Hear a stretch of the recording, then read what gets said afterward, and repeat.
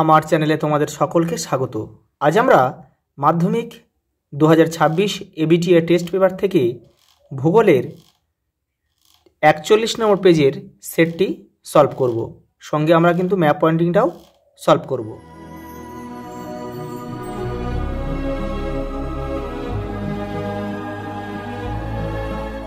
দেখো বিভাগ ক, প্রথম প্রশ্ন দেখো, আরোহণ প্রক্রিয়ায় সৃষ্টি একটি ভূমিরূপ হলো বালিয়াড়ি। আরোহণ কিন্তু মানে হচ্ছে কিন্তু সঞ্চয়ের ফলে কিন্তু এটা গড়ে ওঠে। পরেরটা দেখো, ইনসেলবার্চ আরও ক্ষয় পেয়ে গম্বুজাকার ঢিবিতে পরিণত হলে তাকে বলে বর্ডহার্ড। তিনেরটা দেখো, মকরে উচ্চচাপ বলয় থেকে কুমেরু বৃত্ত প্রদেশীয় নিম্নচাপ বলয়ের দিকে প্রবাহিত বায়ু হচ্ছে উত্তর পশ্চিম পশ্চিমা বায়ু।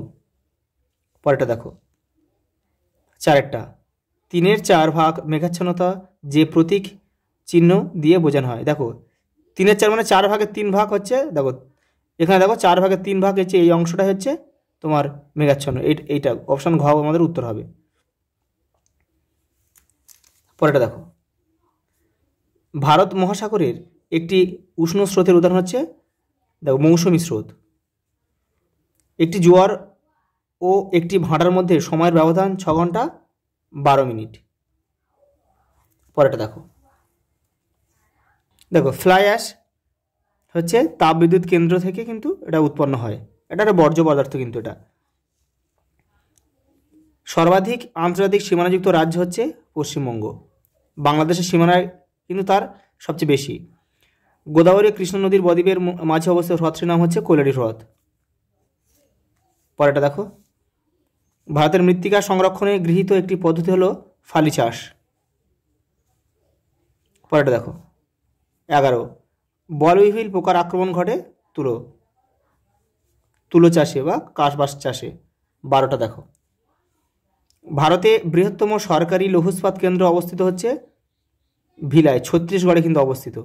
আর যদি বেসরকারি বলে তাহলে বেসরকারি হচ্ছে জামশেদপুরে টাটা, মানে টাটা স্টিল মানে টিস্কো, যেটা tata iron and steel company, ওটা হচ্ছে ঝাড়খণ্ডে অবস্থিত। পরেরটা দেখো,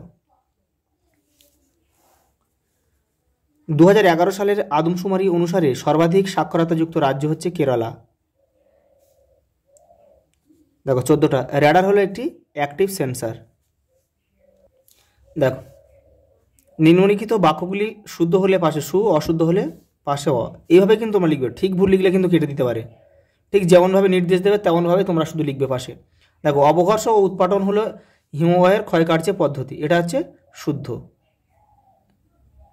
এই লানিনার প্রভাবে প্রশান্ত মহাসাগরের পূর্ব উপকূলে খরা দেখা যায়, এটাও শুদ্ধ। মাদাগাস্কার ও মোজাম্বিক স্রোতের মিলিত শাখা হলো কামাচাটকা স্রোত, এটা হচ্ছে অশুদ্ধ। তাহলে এটা হবে কি হবে, কিন্তু এটা কামাচাটকা স্রোত হবে না, এটা কিন্তু আগুলহাস স্রোত হবে। দেখো স্লেজ বা স্লাগ হলো এক প্রকার তরল বর্জ্য, এটা কিন্তু শুদ্ধ। দক্ষিণ ভারতের তুলনায় উত্তর ভারতে নিত্যহ খালের সংখ্যা বেশি, এটাও শুদ্ধ। চণ্ডীগড় একটি পরিকল্পিত শহর, এটাও শুদ্ধ। আর উপগ্রহ চিত্রে স্কেল সর্বদা একই থাকে, এটা শুদ্ধ। দেখো এবার কি দিয়েছে, দেখো শূন্যস্থান দিয়েছে। দেখো প্লায়ার হ্রদ উত্তর আফ্রিকায় কি নামে পরিচিত? শর্টস। গিনি উপকূলে স্থানীয় বায়ু হারমাটান নামে পরিচিত। হারমাটান। উত্তপ্ত ভূপৃষ্ঠে দীর্ঘ তরঙ্গরূপে বায়ুমণ্ডলে তাপ বিকিরণ করে। দীর্ঘ, এটা লিখতে হবে দীর্ঘ। দেখো মরাকটাল হয় কোন তিথিতে? কৃষ্ণ ও শুক্লপক্ষের অষ্টমী তিথি, এটা একটা লিখে নেবে তোমরা, অষ্টমী তিথি। আমি এখানে শুধু অষ্টমীটা লিখলাম, তোমরা কিন্তু কৃষ্ণপক্ষ ও শুক্লপক্ষের এটা লিখে নেবে, কৃষ্ণপক্ষ ও শুক্লপক্ষের অষ্টমী তিথিতে। পরটা দেখো, বৈদ্যুতিন বর্জ্যকে সংখ্যায় কি বলা হয়? ই বর্জ্য। ধান উৎপাদনে ভারতের কোন রাজ্য প্রথম স্থান অধিকার করেছে? পশ্চিমবঙ্গ। উপগ্রহ চিত্র প্রস্তুত করে কোন সংস্থা? NRSA।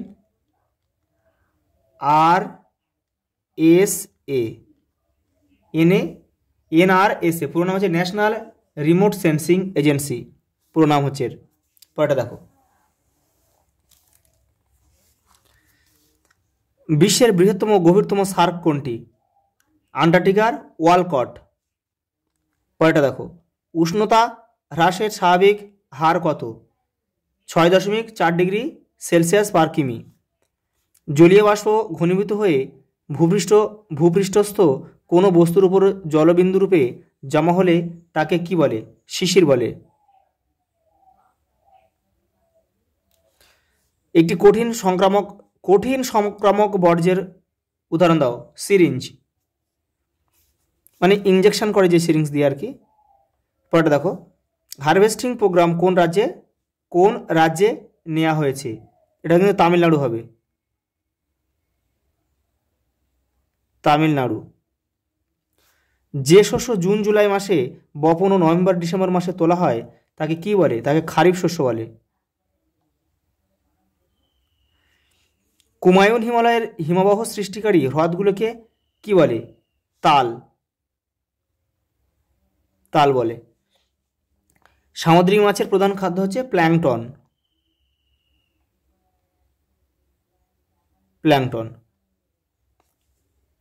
এই যে দেখো শূন্যস্থানের উত্তরগুলো আমি লিখে দিয়েছি, তোমরা একটু লিখে নেবে। এই যে প্রথম আন্টার্কটিকার ওয়ালকট 6.4 ডিগ্রি সেন্টিগ্রেড পার কিমি, শিশির সিরিঞ্জ তামিলনাড়ু, খারিফ আর তাল আর প্ল্যাংটন। দেখো একটা বাম দিক দিয়েছে, স্তম্ভ দিয়েছে, তোমরা কিন্তু কেউ তীর চিহ্ন দিয়ে মেলাবে না। দেখো বারখান কী হবে? বায়ুর সঞ্চয় কার্যের ফলে গড়ে ওঠে ভূমিরূপ একটা। তাহলে 2.4.1। এবারে দাগ নাম্বারটা এবারে লিখবে, হয়ে যাবে। ক্রান্তীয় ঘূর্ণবাত হবে ইয়াস, এটা একটা ঘূর্ণবাতের নাম আর কি। পরে দেখো, কেন্দ্রীয় কৃষি গবেষণাগার পুষা, দিল্লির পুষা। আর সিটি অফ জয় কাকে বলা হয়? কলকাতাকে। 2.4.4। এবার আমরা ম্যাপ পয়েন্টিংটা সলভ করব। দেখো এটা বিভাগ চয়ে তোমাদের 10টা ম্যাপ পয়েন্টিং। দেখো ম্যাপ পয়েন্টিং কিন্তু 10 রয়েছে। দেখো এখানে লিখেছে উপযুক্ত প্রতীকী ও নাম সহ চিহ্নিত করে মানচিত্রটি উত্তরপত্রের সঙ্গে জুড়ে দাও।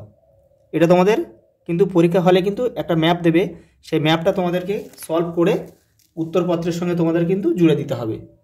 দেখো এই যে আমাদের ভারতের ম্যাপ, এটা ম্যাপের উপরটা হচ্ছে উত্তর দিক, নিচেটা দক্ষিণ দিক, এটা পূর্ব দিক, ডান দিকটা পূর্ব দিক, আর এটা বাম দিকটা পশ্চিম দিক। যে ম্যাপটা দেবে তোমরা কিন্তু তোমাদের উপরে রোল এবং রেজিস্ট্রেশন নাম্বার এবং নামটা লিখে দেবে। এটা কিন্তু সুন্দর করে লিখবে আগে। আর এগুলো কিন্তু উপরটা তোমরা কিন্তু পেন দিয়ে লিখবে, আর ভিতরটা কিন্তু তোমরা সব পেন্সিলে করবে। আমি তোমাদের ভিডিওটা একটু পরিষ্কারভাবে বোঝানোর জন্য কিন্তু আমি পেন দিয়ে এটা সলভ করলাম। দেখো এই যে ম্যাপ পয়েন্টিংটা রয়েছে, ভালো করে লক্ষ্য করো, দেখবে কিছু কিছু শর্ট প্রশ্ন, এই ম্যাপ পয়েন্টিং কিন্তু বেশিরভাগ কিন্তু শর্ট প্রশ্ন আকারে দেবে। সেই শর্ট প্রশ্নের উত্তরটা যদি তোমরা না জানো কিন্তু ম্যাপ পয়েন্টিং করতে পারবে না। বেশিরভাগ কয়েকটা দেবে, তোমার করলেই বুঝতে পারবে। দেখো প্রথমে একটা কী দিয়ে, দেখো নীলগিরি পর্বত। তা নীলগিরি পর্বত কোথায় অবস্থিত? দক্ষিণ ভারতে অবস্থিত আমাদের।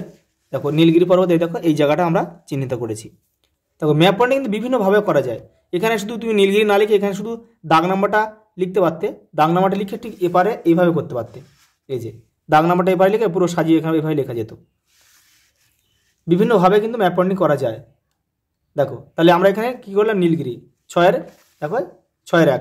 6-এর দিয়ে কী বলেছে? দেখো লুনি নদী। লুনি হচ্ছে ভারতের একটা অন্তর্বাহিনী নদী। তাহলে লুনি নদী কোথায় অবস্থিত? রাজস্থানে। তাহলে রাজস্থান ভারতের পশ্চিম দিকে অবস্থিত, ঠিক এই জায়গাটায় অবস্থিত। এখানে একটা কচ্ছের রণ বলে একটা জলাশয় রয়েছে, এই কচ্ছের রণে কিন্তু লুনি এসে পড়েছে। দেখো নদী যখন তোমরা চিহ্নিত করে, নদীর কিন্তু একটা তীর চিহ্ন দিতে হবে। এই যে কোন দিক থেকে প্রবাহের দিকটা কিন্তু নির্দেশ করতে হবে, নাহলে কিন্তু তোমার ওটা 0 হয়ে যাবে। পরেরটা দেখো কঙ্কন উপকূল। দেখো কঙ্কন উপকূল আমাদের এটা আরব সাগরের তীরে চলে যেতে হবে। দেখো এই যে দেখো 6.3 কঙ্কন উপকূল। এই যে এখান থেকে এটা হচ্ছে কাথিয়াবাড় উপদ্বীপ, আর এই যে এইখান থেকে এটা হচ্ছে কঙ্কন উপকূল আর কি। আর নিচের দিকে আছে কিন্তু মালাবার উপকূল রয়েছে, যখন আসবে আমরা করে দেবো। দেখো পরেরটা কী বলেছে? দেখো একটি বৃষ্টির ছায়া অঞ্চল। দেখো বৃষ্টির ছায়াঞ্চল কোন জায়গাটা, দেখো এখানে দেখো এটা এটা কিন্তু একটা প্রশ্ন, কিন্তু দেখো একটি বৃষ্টির ছায়াঞ্চল, তাহলে একটা বৃষ্টির ছায়াঞ্চলের উদাহরণ কী বলো তো? শিলং। শিলং কিন্তু একটা বৃষ্টির ছায়াঞ্চলের উদাহরণ। দেখো মেঘালয় রয়েছে, এখানে ভারতের পূর্ব দিকে চলে যেতে হবে। এই যে মেঘালয় রাজ্যের শিলং এখানে অবস্থিত। পরেরটা দেখো, উত্তর ভারতের ম্যানচেস্টার, দেখো এটার প্রশ্ন দিয়েছে, তাহলে উত্তর ভারতের ম্যানচেস্টার কাকে বলা হয়? কানপুরকে। তাহলে কানপুর কোথায় অবস্থিত? উত্তরপ্রদেশে। উত্তরপ্রদেশের ঠিক এই জায়গাটা হচ্ছে কানপুর অবস্থিত।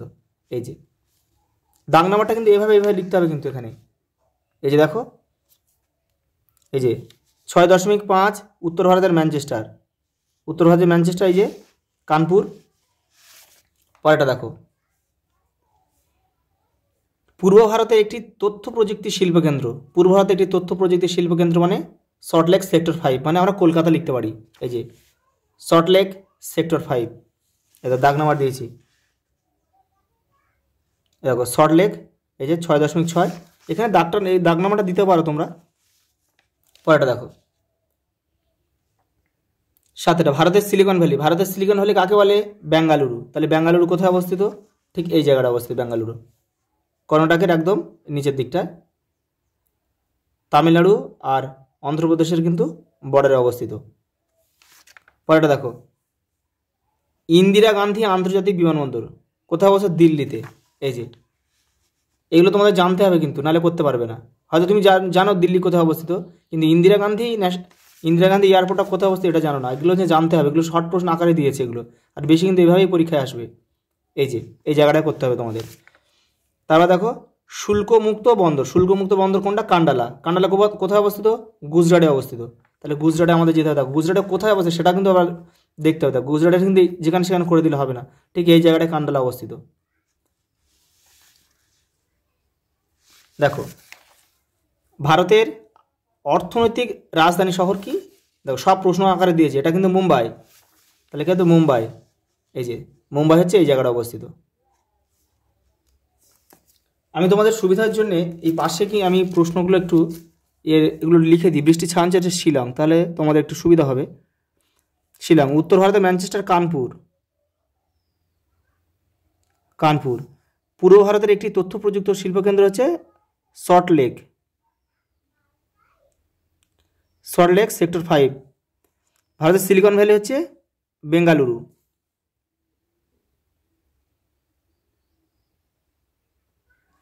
ইন্দিরা গান্ধী আন্তর্জাতিক বিমানবন্দর দিল্লিতে অবস্থিত। শুল্কমুক্ত বন্দর হচ্ছে কান্ডালা, কান্ডালা গুজরাটে অবস্থিত। কিন্তু ভারতের অর্থনৈতিক রাজধানী শহর হচ্ছে মুম্বাই। আজ এই পর্যন্ত, দেখা হবে পরের ভিডিওতে।